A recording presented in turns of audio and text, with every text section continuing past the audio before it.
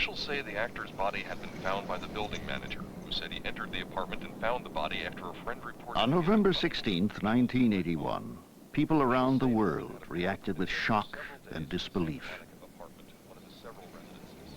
Actor, conservationist, father and friend, he had been found dead in his Santa Monica apartment. It was reported he'd been drinking, that he'd died where he'd fallen days earlier. The details were in the coroner's report. But this is how he would be most remembered. For more than 40 years, in over 65 motion pictures, no matter what the role, his was the performance that rang true. What counted was not the way he died, but how he had lived. His name was William Holden. And in his own way, he fulfilled the promise of his first film. He was the Golden Boy.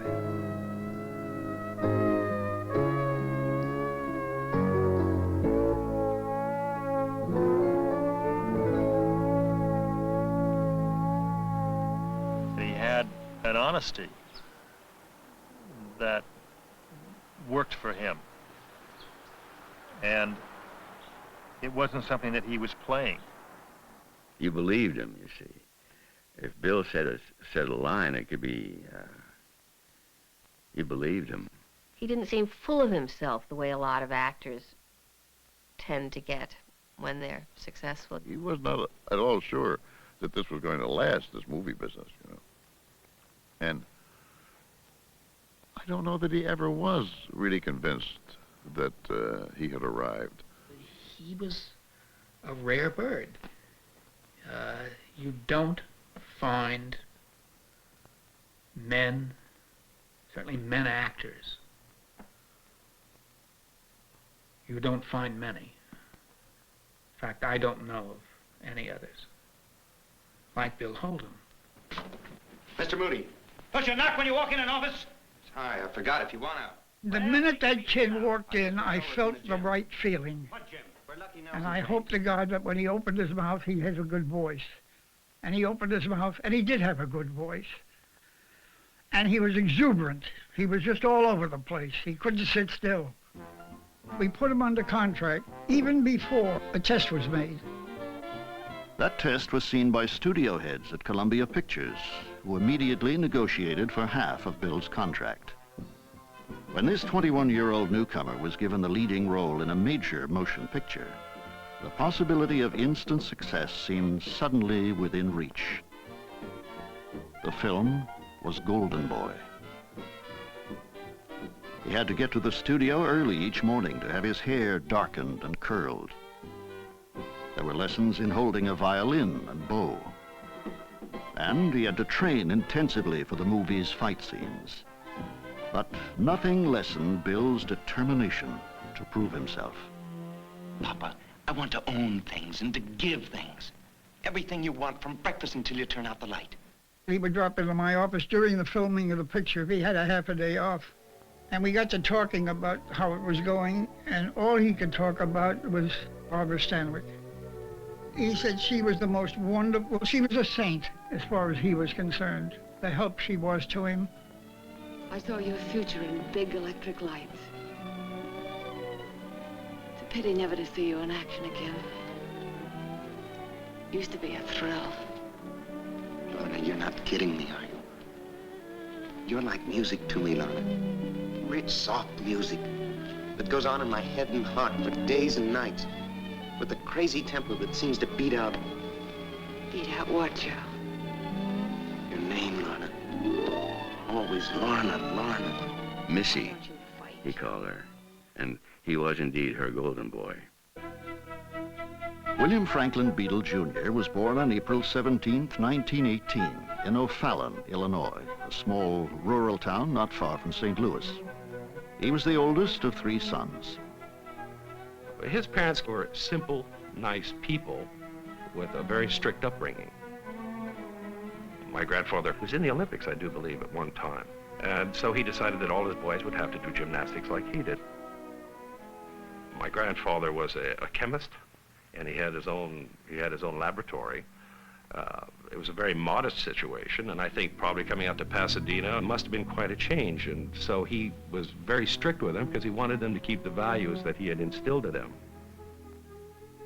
Mary Beadle, his mother, was a schoolmarm, if you wish, and quite religious. The family was very tied together. The love was there. The unity was there, and the boys didn't forget that.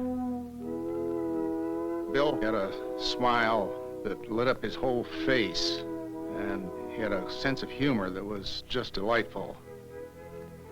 He was a great gymnast.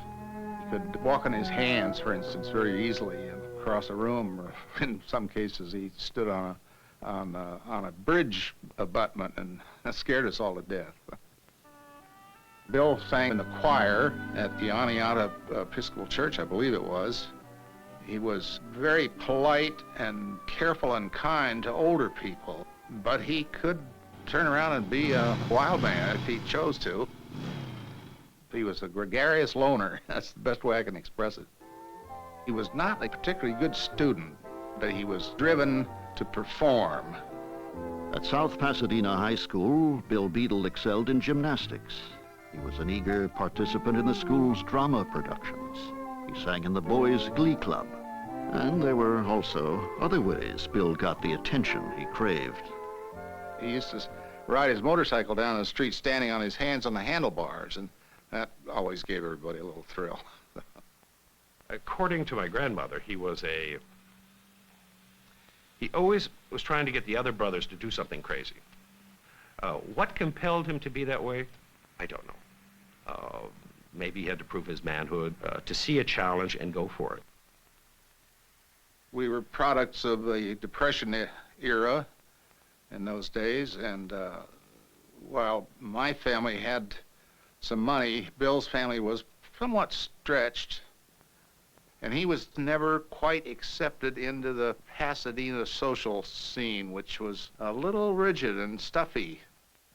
And I went to a lot of parties as a late teenager that he wasn't invited to in Pasadena. And I think that hurt him a lot. To please his parents, who hoped he'd enter his father's business, Bill took chemistry courses at Pasadena Junior College. Then, a friend suggested he join the Pasadena Community Playhouse. In his very first play, he came to the attention of the head of new talent at Paramount Pictures. The minute he was under contract, we took him down to the publicity department, and Terry said, "We'll have to do something about your name." The telephone rang on Terry's desk. He picked the phone up, talked with whoever he was talking to, and said, "Fine, good to hear from you." Hung up, and all of a sudden he said, "That's the next editor I used to work for, Bill Holden." He said, "Your name is Bill Holden from now on." There is approximately 30 miles between Hollywood and Pasadena. I think the main concern of my father's mother, Mary Beadle, is that Hollywood had all sorts of unusual reputations. For the stories of the great parties or potential orgies and things like this that probably concerned her a great deal. So there was some conflict there. In spite of Mary Beadle's concerns, Hollywood gave William Holden Golden Boy and the start of a memorable career. However, not everyone at Paramount considered Bill a strong contender. The director of his second picture, Invisible Stripes, accepted Bill only as a last resort. But in 1940, Bill was loaned out to independent producer Sol Lesser. The film was Our Town. Good morning, everybody. Only 4 more hours to live. I didn't know what to expect with a William Holden I had never heard of before, and we were both very young and starting. And I thought, oh my, I've done the play on Broadway for 9 or 10 months and got used to the young man who was doing it. And I wondered what it was going to be like. What do you think, Emily? We might work out a kind of telegraph from your window to mine, and you give me a hit every once in a while on all those algebra problems. Well... Oh, I don't mean the answers, Emily. Of course not. I mean, just some little hint. The work was the important thing to Bill, and certainly to me, too. And we rehearsed on our own. when the heavy scenes were coming up, the ones that looked so easy to do. I think once you've found a person you're very fond of, a person who's fond of you too, likes you well enough to be interested in your character, I think that's just as important as college is. And it had to seem as if the audience were looking in on a private conversation between a girl and a boy who were falling in love. Emily? Yes, George? Emily, if I do improve and make a big change, would you be... I mean, could you be... I am now. I always have been.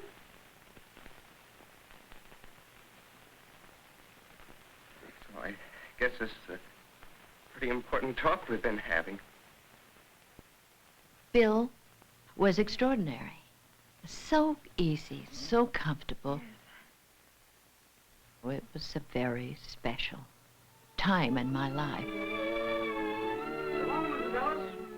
You know, where he was the ideal, the ultimate boy next door. He was sort of a typical California, you know, good-looking, well-set-up young man. And good-humored, bright. He fulfilled the appellation of Smiling Jim. And Smiling Jim roles were what Paramount and Columbia invariably offered Bill. Time! Danny. Hey, Danny, you all right? Oh.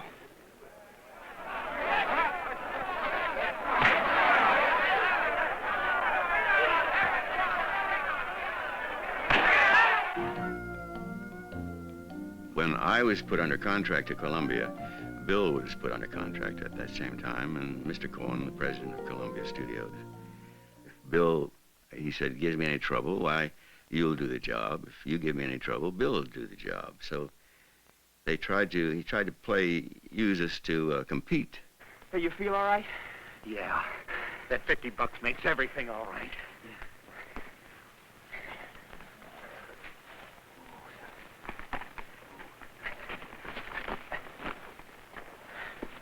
Danny? Yeah. We haven't got that $50. What? Well, I bet it on Dutch Henry. You what? You what? But we didn't compete. The more they tried to make us compete, the more closer we became as friends.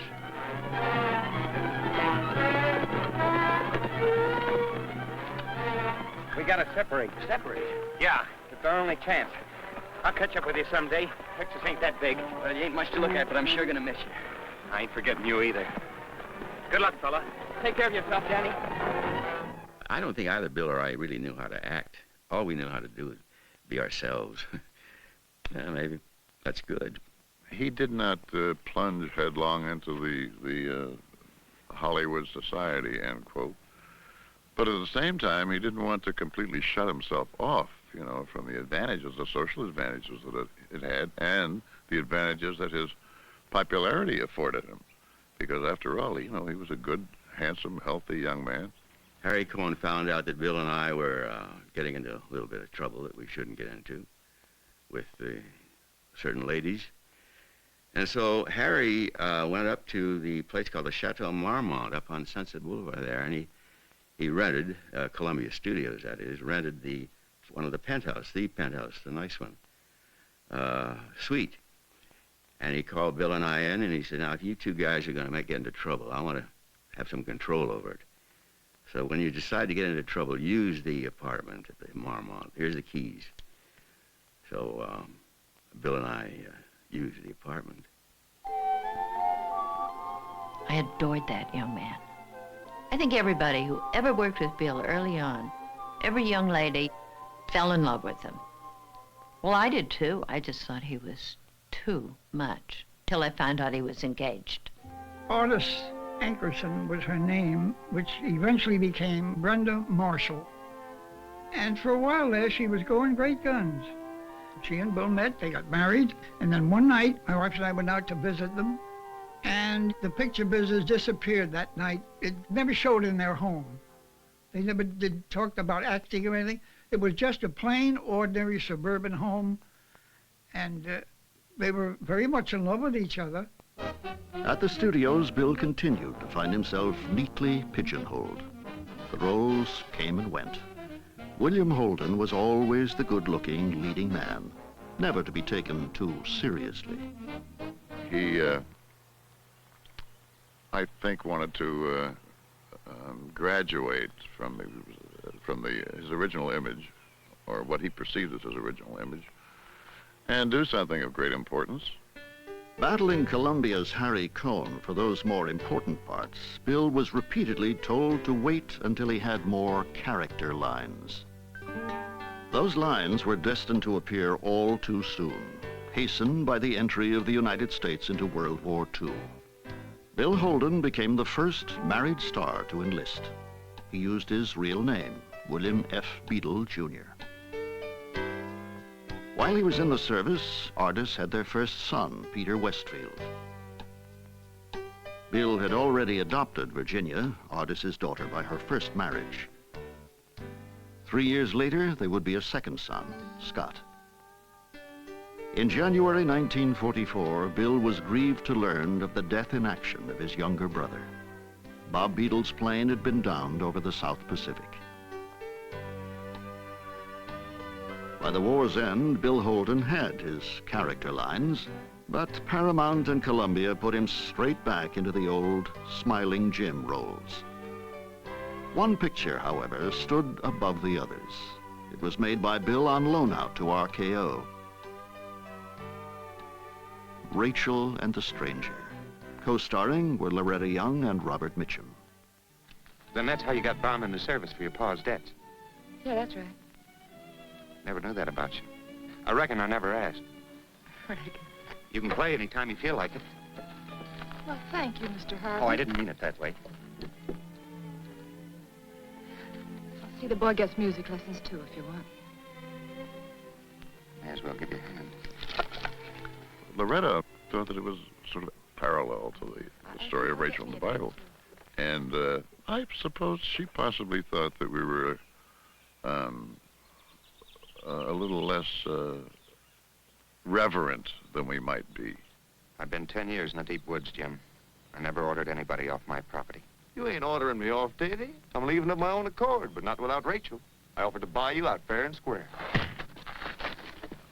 Bill and I had strong suspicions that it was a comedy. We played it for comedy. We'd had a comedy fight in the picture. The horse! I can't!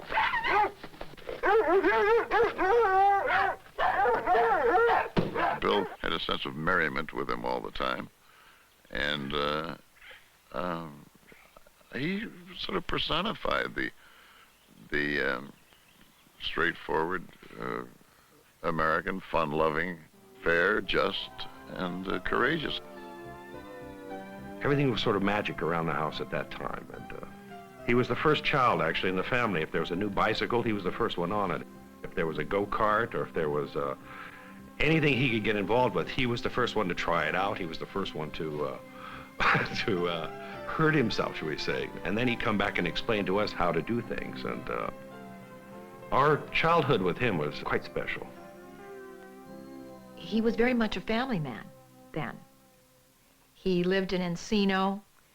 He on Saturday nights, he went out and got drunk with the gang. He was always quite amusing when he was somewhat inebriated. He was quite funny, and then other people would see tragedy in it, and we would see a very warm human being coming out. He wasn't at all a mean drunk.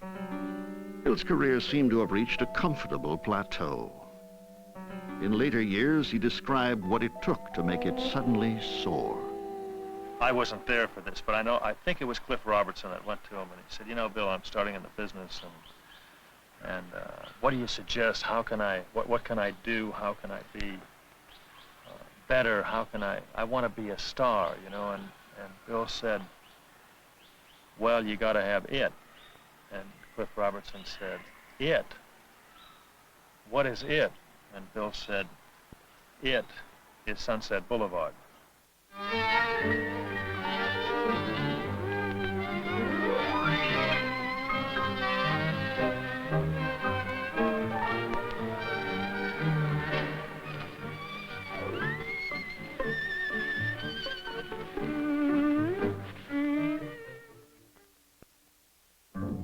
Gloria Swanson, of course, was a brilliant stroke of genius on the part of Billy Wilder. Now, Bill Holden was a young man doing kind of light, romantic comedy. And this was a complete risk for Paramount to take a chance on this young actor. I had some trouble with my car, a flat tire. I pulled into your garage until I could get a spare. I thought this was an empty house. It is not. Get out. You're Norma Desmond. Used to be in silent pictures, used to be big. I am big. It's the pictures that got small. But what happened was wonderful and fascinating. Bill emerged as a man of many colors. All I ask is for you to be a little patient and a little kind. Norma, I haven't done anything. Of course you haven't. I wouldn't let you. So now he was showing us that he could portray weakness and dishonesty, a little bit of depravity, sadness, lostness.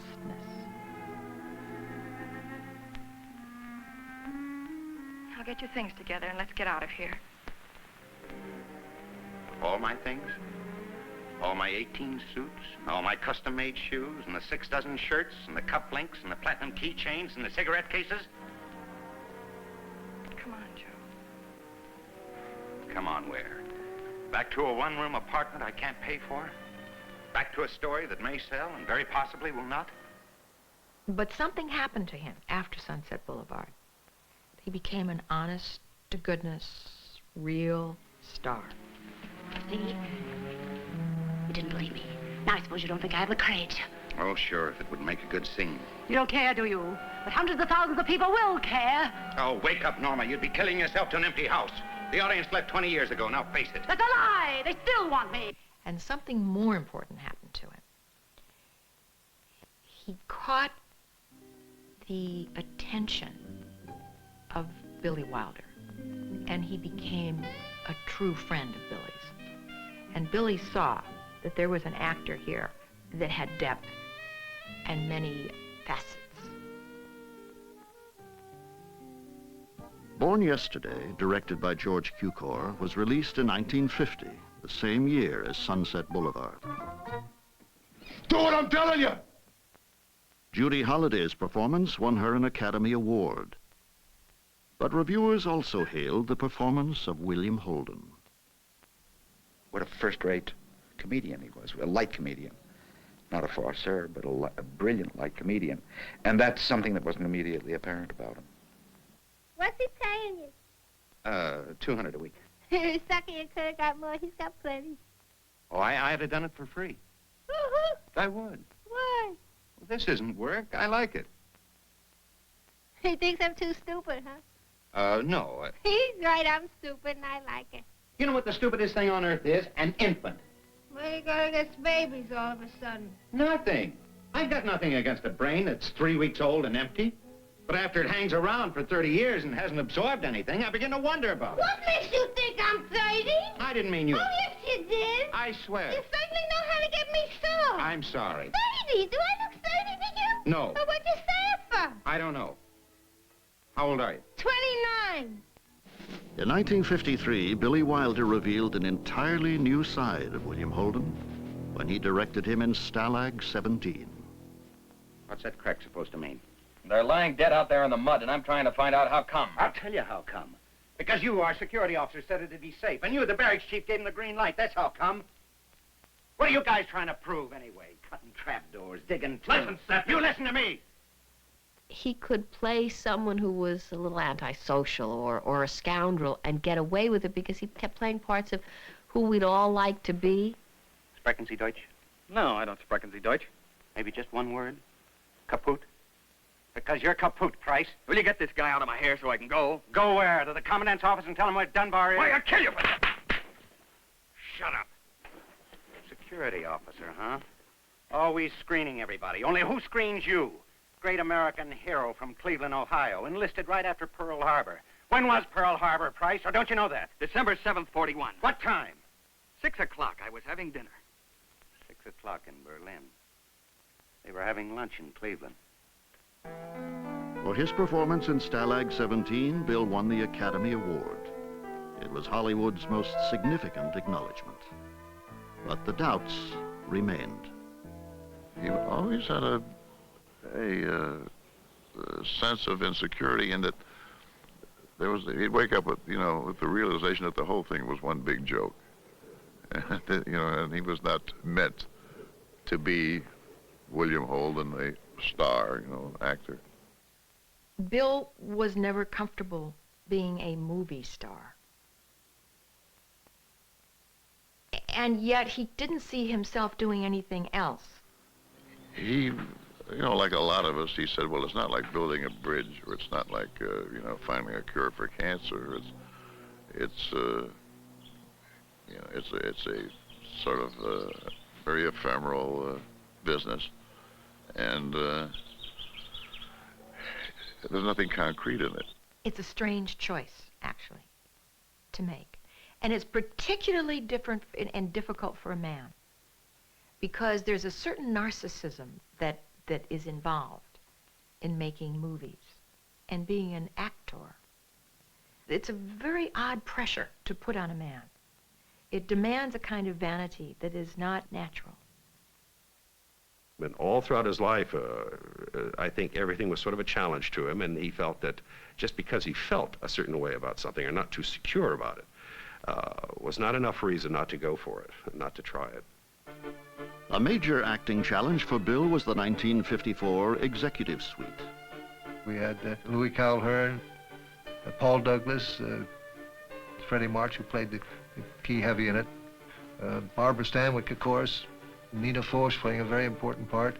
Very, very major cast, and most of these people had come from the stage. I was wondering how Bill would fit in with these real pros, because he is really pretty well self-trained and learned his trade in films and doing films, and he fit right in perfectly. If you want to stab a dead man, why don't you do it yourself instead of having someone else do it for you? Get out of here. Go on, sell out. Smash everything he lived for. That's what you want to do, isn't it? Pay him back for loving the company more than he could love you? Will you get out of here? He had a great range, and it came on through the film. Fortunately, we had a chance to build to this, because we saved the boardroom shooting until the very end. The KF line. Walt, are your boys proud when they go out and sell this stuff? When they know the finish is going to crack, the veneer split off, and the legs come loose? The customer knows exactly what he's going to get. This is what Treadway has come to mean. And what do you suppose the people think of us when they buy it? How do you suppose the men in the factories feel when they make it? What must they think of a management that's willing to stoop to selling this kind of junk in order to add a dime a year to the dividend? Do you know there are men at Pike Street who've refused to work on the KF line? Who've taken a $7.50 a week cut to get transferred to something else? Well, after all, that's only part of our business. Eventually, we can cut down on the line. We'll drop that line. And we'll never again ask a man to do anything that will poison his pride in himself or his work. That same year, 1954, Bill Holden appeared in another massive hit, The Country Girl. His co-star was Grace Kelly, who received an Academy Award for her performance. If I tell him he's magnificent, he says I'm not being honest. If I tell him he's not magnificent, he says I don't love him. Why don't you tell him he's good, but can be better? Is that what the critics will tell him? Are you a critic or a wife? Let's say I try in my small way to help. That's what my ex-wife used to keep reminding me of, tearfully. She had a theory that behind every great man, there was a great woman. She also was thoroughly convinced that she was great, and that all I needed to qualify was guidance on her part. There are certain films which affected him a great deal. Films where there was actually something of value to be obtained that had something to do with reality, but mostly dealing with other actors who had tremendous talent and had tremendous energy. He felt that it improved his performance. You can't believe that a woman is crazy out of her mind to live alone in one room by herself. Listen to me, listen to me. Why are you holding me? I said you're holding me.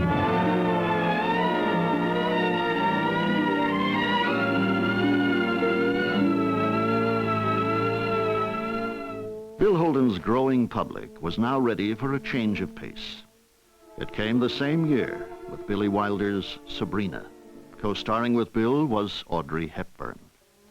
Oh, Sabrina, Sabrina, where have you been all my life? Right over the garage. Right over my car. Right up in that tree. What a fool I was. What a crush I had on you.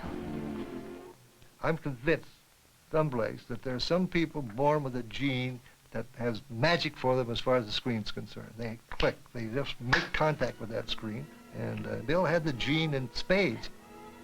What's the matter, darling? You're not worried about us, are you? Because I'm not. So there'll be a big stink in the family, so who cares? David, I don't think I'm going to have dinner with Linus. I don't want to go out with him. Why not? I want to be near you. Oh, I know how you feel, Sabrina. It must be an awful bore. But if Linus wants to take you out, let's be nice about it. It's very important. He's our only ally. Don't you see, Father will try to cut off my allowance and send me off to Larrabee Copper in Butte, Montana. And we don't want to go to Butte, Montana, do we? Hold me close, David. They finished what they had to do with Holden on Sabrina. They finished at 6 o'clock in the evening, and at 7 o'clock, Bill was on an airplane on his way to Japan. He said it's a crazy business, but he said, what other business would a fellow like Bill Holden find a aircraft carrier waiting for him to come in a helicopter off of Korea while they were doing bridges of Tokarev. The world had long ago discovered Bill Holden. Now Bill was discovering the world. And wherever he went, he took his cameras. He was a self-educated man. I think a lot of people at that time were. And it was very important for him to satisfy his curiosity about things. And traveling opened up an entire new dimension for him. In 1955, at their California home, Bill and artists were interviewed for television's Person to Person.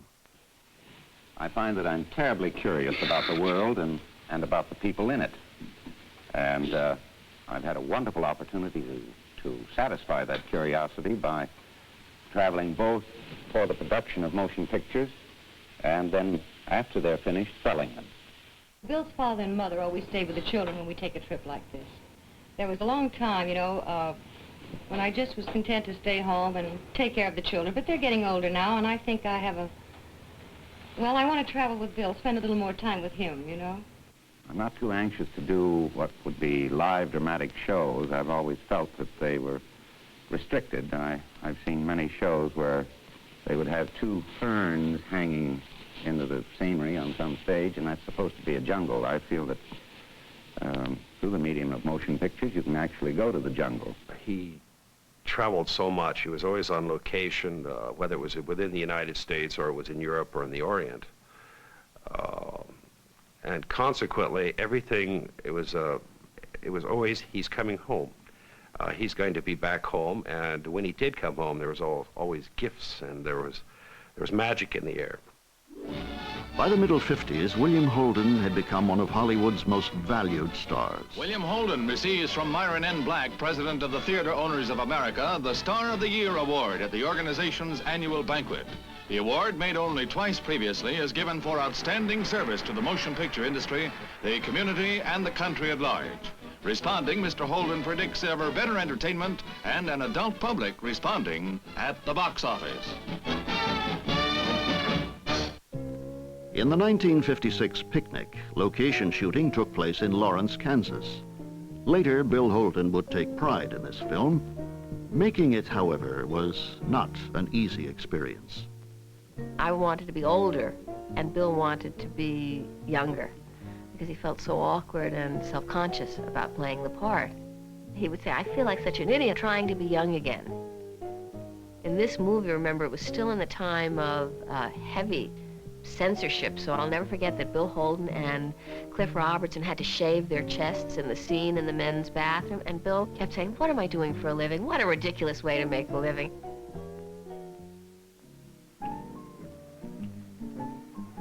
He hated doing the dance sequence in Picnic. Well, everybody hated. I hated doing the dance sequence in Picnic. Bill was sure he couldn't dance. Kim Novak thought she couldn't dance.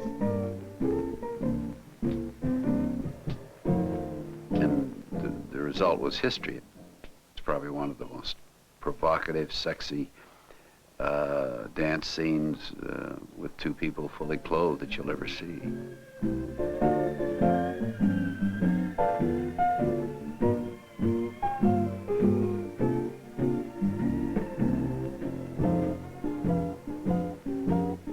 He was very modest about his talent.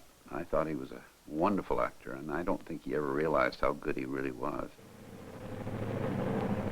Listen, baby. You're the only real thing I ever wanted. Ever. You're mine. I've got to claim what's mine, or I'll be nothing as long as I live.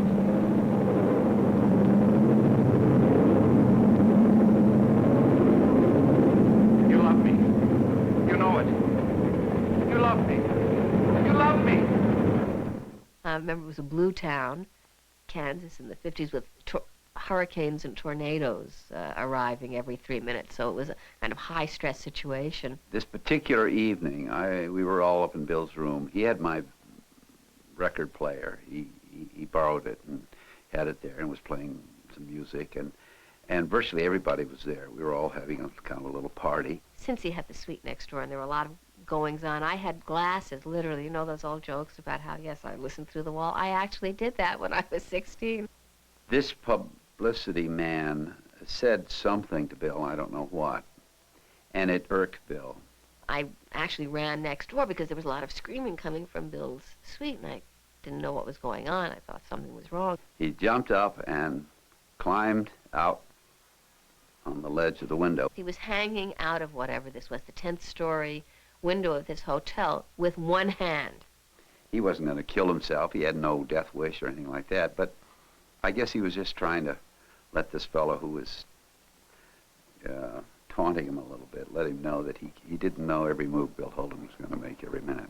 I was told about all the daredevil adventuring he was doing, the risk-taking, standing on a ledge and that was 14 stories high, and, that kind of thing. It didn't surprise me, but it did occur to me that what Bill was seeking was to feel something. He was searching for whatever was promised him, and he didn't even know what that was. So where was the feeling? Where was the excitement? Where was the rush? The wonderful, wonderful feeling of life? It was if, my gosh, it's eluding me.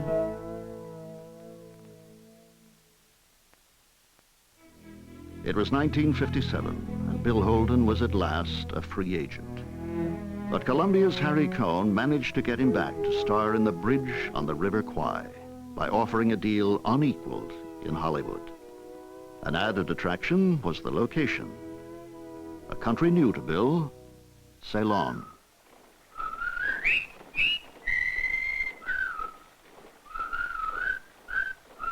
Bridge on the River Kwai, if you go back and look at that performance again, it is absolutely flawless, which is something you can rarely say about an actor's performance.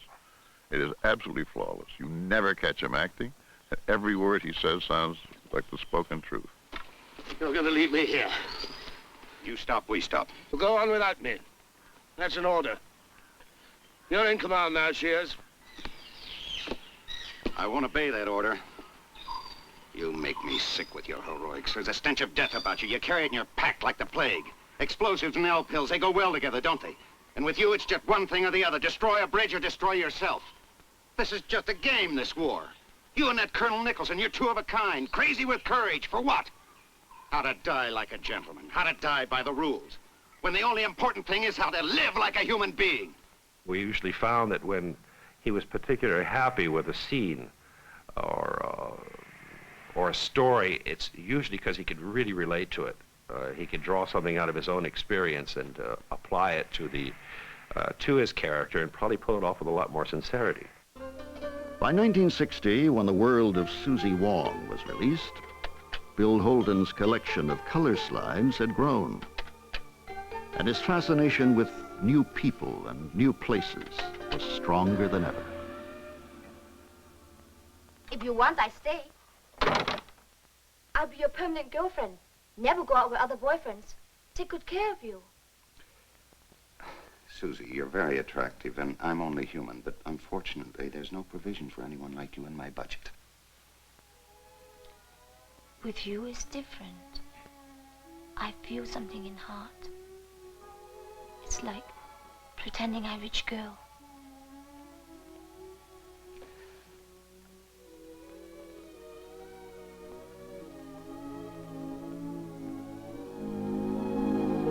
He became the quintessential American hero, humanized, brought down to some level where, let's say, unlike John Wayne, who was bigger than life, Bill wasn't. He was someone who I think we felt could have been in our home, our father, our lover, our involved with us, so that he took this kind of heroic quality and made it accessible. Now, I keep asking myself, what would I have done if I had been she? Frightened child, hungry, alone? Would I steal to survive? Would I... Just how far would I go in order to keep on living? When he'd come back to Hollywood after spending 6 or 7 months in these countries, and he would go to the parties and see the people, the directors, and the people that never really left here, who were the businessmen, and he was a little disappointed by the fact that no matter what the fact was on the other side in the countries he was dealing with, that Hollywood would still slap out an image of it just as they saw fit and wouldn't necessarily deal with reality. And that upset him to some degree. And I think he was very honest about that. That didn't necessarily make him very popular at times. Hollywood was not Bill Holden's kind of town. Probably anywhere, everywhere USA was Bill Holden's kind of town, but not Hollywood. He didn't like the glitz. He didn't like the veneer. He liked to cut right through. When you talk to Bill, you talk to a guy who was looking straight in the eye. Didn't have a pair of dark glasses that you couldn't see his orbs. You knew who he was and how he felt about what he was talking about. In 1959, Hollywood was taken by surprise when William Holden, the small-town boy from Pasadena, picked up his family and moved to Europe. I think there were a number of considerations. First of all, when you get a taste of the world and you see that there's something else to the world than the United States, Hollywood, the American flag, and all these things, I think that you begin to realize that there are other lifestyles to be appreciated and lived elsewhere. Although Bill had decided to live abroad, at heart he remained very much the American. And I said, how do you like Switzerland, Bill? He said, well, it's kind of a problem. I said, why? He said, my kids are over here, and he said, one is now speaking 2 languages. She's bilingual. He said, the other one, I think, is going to eventually speak 3 languages. He'll be trilingual. I said, what's the problem? He said, I'm not even lingual. After Bill Holden had settled in Europe, he underwent one of the most profound experiences of his life. It occurred during a hunting trip to Kenya. When I saw my first elephant, there was no way that I could accomplish that particular hunt for a trophy. I just couldn't do it. And it didn't take me long after I was here to realize that the handwriting was on the wall as far as wildlife in Africa was concerned. He brought the whole family down there, my sister, my brother, myself, and my mother. And we went down there, and all of a sudden, the wild smells, the dirt roads leading off into nowhere, the finding of Mount Kenya, this white-capped mountain. And to us, in those early years, it was just an experience beyond belief. I think he realized that there was a great deal more in life than just making movies. And he found it. He went out and looked for it. He went out and looked for things that made it interesting for him, that he enjoyed, that he wanted to share with other people. And it also put a lot of life into him. It gave him another life. And I think that he needed that. He seemed to have so many different people in him. And probably a lot of these extremist things, such as being an idealist and being a romantic and being a perfectionist and being a truth seeker, probably created a lot of conflict in it at times. Oh, yeah, I think Bill had a very profound sense of what a good father and a good husband should be. And I don't think he felt that he was the best father, or possibly the best husband. And I think he suffered from that. Regardless of the other relationships that my father had with other women in his life, when he would come home and when my mother and my father would be together, there was still a little arguing, but there was a lot of respect involved there, and that became sort of their secret. He was also an enigma for me because of his demons. I remember one time in France, I ran one of the early cuts of a film that I did called Days of Wine and Roses. And he came to see it with Capucine. And he was keeping company with Capucine at that time. And when it was all over, he looked at her and he said, "Was I really that bad?" And she said, "Oh, worse." He said, I gave you that much trouble, did I?" And she said, "At least." Alcohol was a problem for him during his life, there's no doubt, and that's no secret everybody knows that. But I don't know if people do how much in his later life, how much he fought it, and the things he did. He would put himself in clinics. He would do anything in his power to try and get this monkey off his back. I understood him, and he knew I understood him. And I think he felt a lot of people didn't understand him. He wasn't so complex to me. He was just a fellow who was all-around good guy, not that complicated, really. And people try to affix his tendency to drink as an indication of a great complicated personality. I think it's just the opposite. Because he wasn't a complicated personality, he probably felt a little out of sync with a complicated environment. While he was living in Europe during the 60s, Bill continued to star in pictures. None achieved the success of those he'd made a decade earlier. Then, in 1969, he accepted a role unlike any he'd ever played before. The film was Sam Peckinpah's The Wild Bunch. It was Bill Holden's biggest hit in years.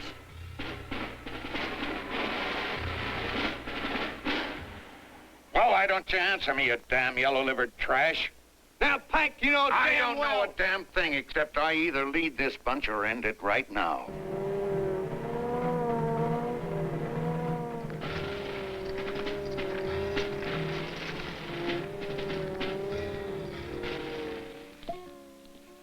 This was going to be my last.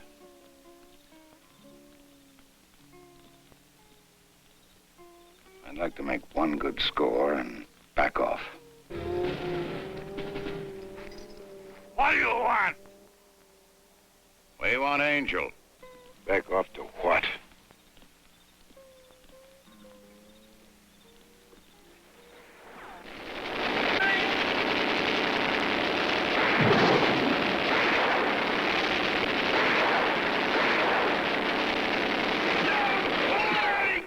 What came out of him in Wild Bunch is nothing I don't think that you ever saw in any other performance that he ever did. The sheer toughness. I love the performance in Wild Bunch. I love the whole movie. In 1974, after extended separations, Bill and Ardis ended their 30-year marriage. Bill now put more and more effort into improving the game preserve he had helped establish. Invariably at his side was actress Stephanie Powers. Kirinyaga, that's what it's called. Not Kenya. The first time I saw it was in 1973 when Bill Holden first brought me out here and created a monster in me because I fell in love deeply with this country, and as I was already in love with the man, it was a very happy set of circumstances. Africa held a mystical attraction for Bill. He seemed most alive when he talked about the country, the people. He said he felt something very special here, something very basic. He said Going to Africa makes me feel so alive.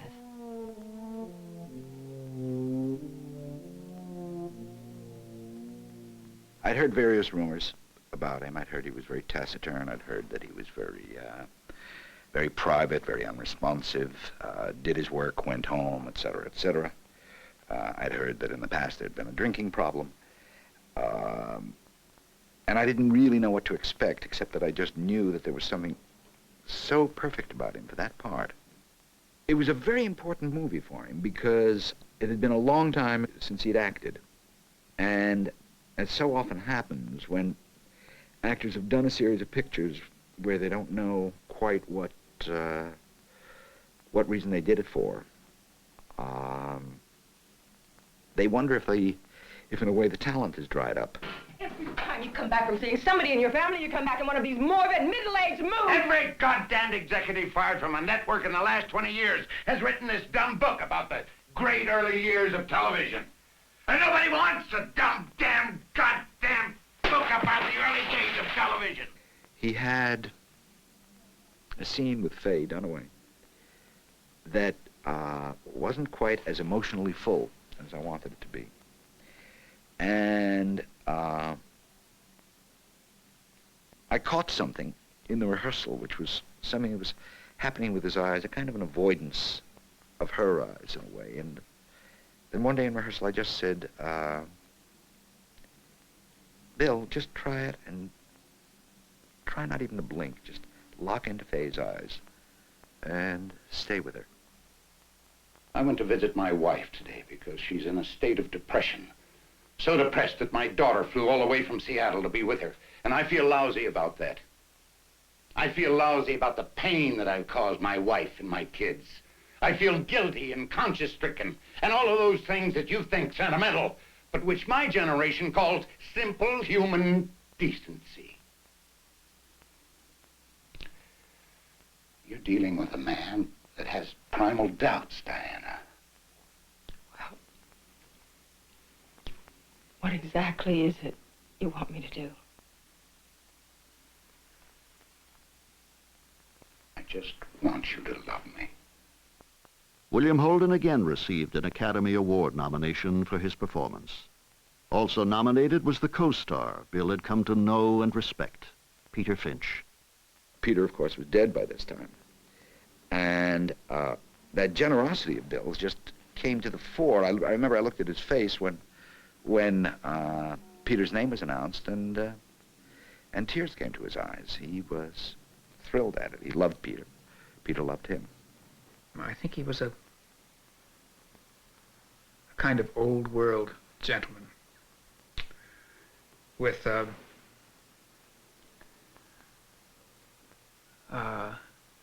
value system, a code of ethics, morals that didn't particularly fit the time in which he was living. In 1980, Bill Holden invited a television crew to visit the game preserve that had previously been off limits. I always felt that I never wanted to capitalize on this particular involvement. And for the 22, 23 years, I really haven't done much about publicizing in any respect what we've been doing. But we all must recognize that there are phases in life, and going out and capturing either a rhino or elephant or a giraffe or whatever the animal might be, there's going to be a day when I'm not going to feel like doing it anymore. And I feel that in this particular interview that some of the things that we've tried to accomplish might be stated, that's all. In the last 2 years, we seemed to run into each other more often than usual. And he did come through. I was living in Europe at the time, in Geneva, and he did stop by to see us, and he did see his first grandchild, at least from my part of the family, and he was thrilled to death about that. And there was a different look in his eye. There was something, he shared more, and somehow he had a tendency to I think he tried to reassure me that the love had always been there for us, even though he didn't have the time to necessarily express it all the time, and that he always did care and his concern was genuine, and it was genuine. And consequently, we had a much warmer relationship. It was sort of like finding each other after so much time. In 1981, Bill Holden played his final role. The picture was S.O.B., also starring Julie Andrews. The director, Blake Edwards. He had a kind of dashing quality about him and that sense of humor. Plus, you know, he was a very handsome, youthfully handsome man, even in his 60s, when he'd come riding up to the set on his great big motorcycle. Oh, easy, gal, easy. Oh, you've got some fast moves for an old John Cully. You okay? Terrific. You know, you are sexually notorious. Semi-fraudulent reputation, which I do everything I can to encourage. Why? Because it's the best way for an old man to compete in a young man's world. But that charm was irreplaceable. When that smile came, it broke your heart as well as enchanted you. Incredible combination.